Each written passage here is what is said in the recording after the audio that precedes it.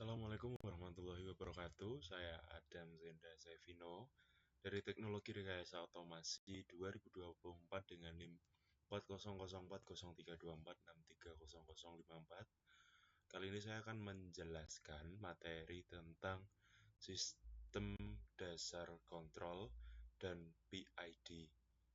Nah, yang pertama, kali ini saya mengambil contoh sederhananya dari sistem cruise control pada mobil. Untuk yang pertama, pengertian dasar sistem kontrol. Sistem kontrol sendiri adalah interkoneksi komponen yang menghasilkan respon sesuai keinginan.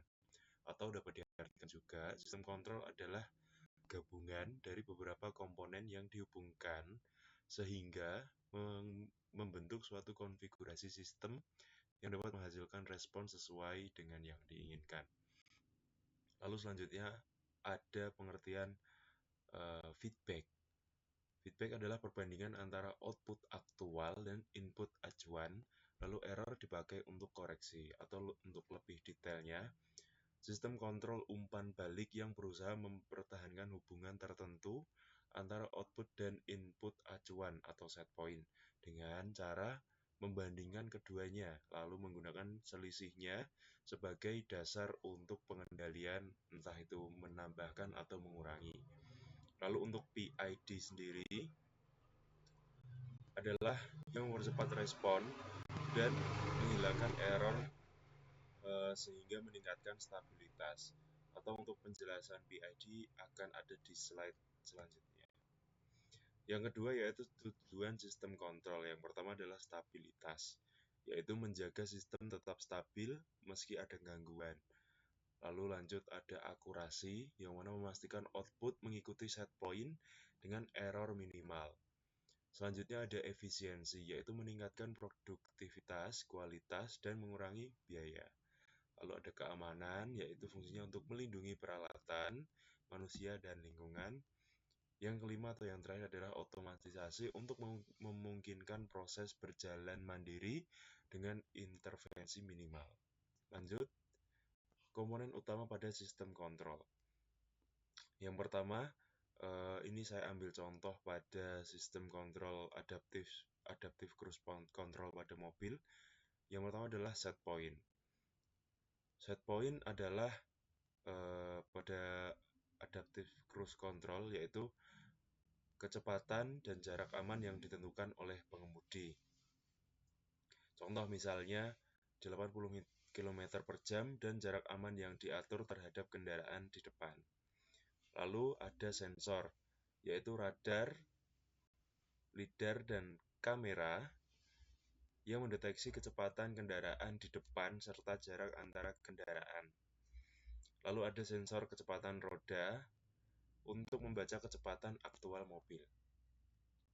Lalu ada controller, yaitu ECU atau Electronic Control Unit, yang mana memproses data dari sensor dan membandingkan dengan set point. Lalu menghitung aksi kontrol, misalnya menaikkan atau menurunkan throttle atau gas, dan juga mengaktifkan rem, agar kecepatan dan jarak tetap sesuai dengan yang diinginkan atau yang telah diatur oleh pengemudi. Lalu lanjut, yang terakhir adalah aktuator.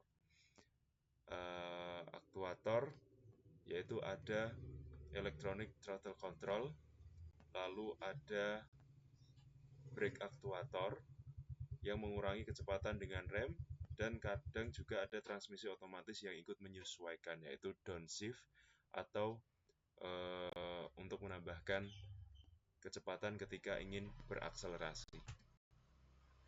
Lanjut, yaitu adalah prinsip dasar PID, yang mana untuk P sendiri adalah proporsional, yang mana menghasilkan sinyal kontrol yang sebanding dengan error, lalu mempercepat respon namun bisa menimbulkan error atau steady state.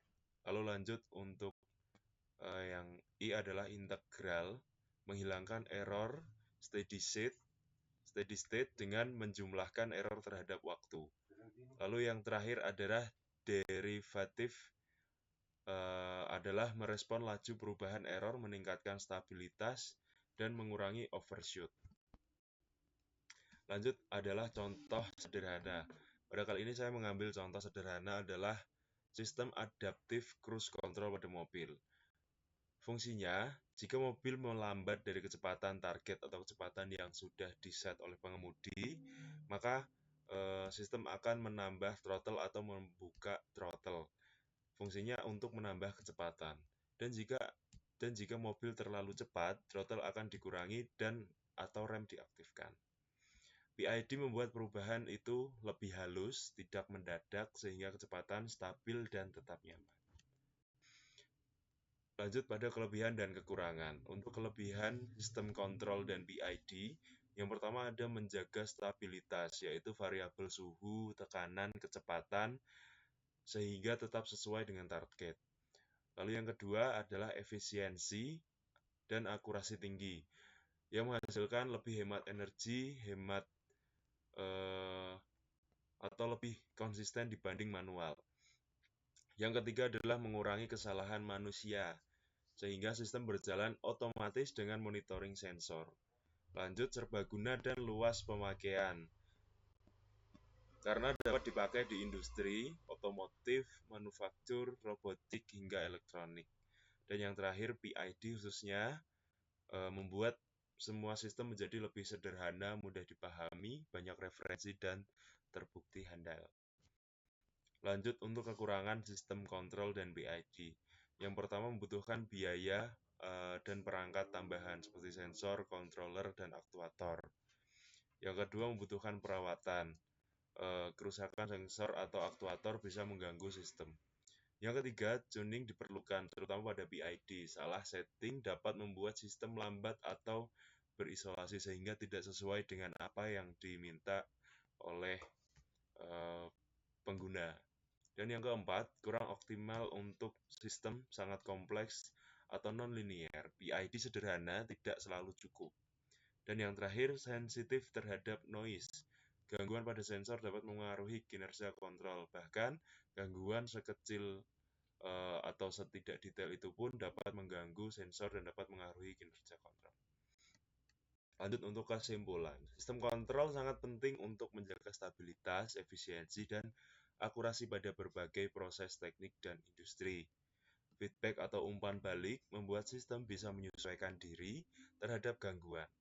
PID controller merupakan metode paling populer karena sederhana, handal, dan fleksibel dalam menjaga variabel tetap sesuai set point. Yang terakhir, meski memiliki kekurangan, butuh tuning, sensitif terhadap noise, PID tetap menjadi fondasi utama dalam sistem kontrol modern, termasuk pada adaptive cruise control pada kendaraan. Mungkin itu saja yang dapat saya sampaikan, kurang dan lebihnya mohon maaf. Terima kasih atas perhatiannya. Wassalamualaikum warahmatullahi wabarakatuh.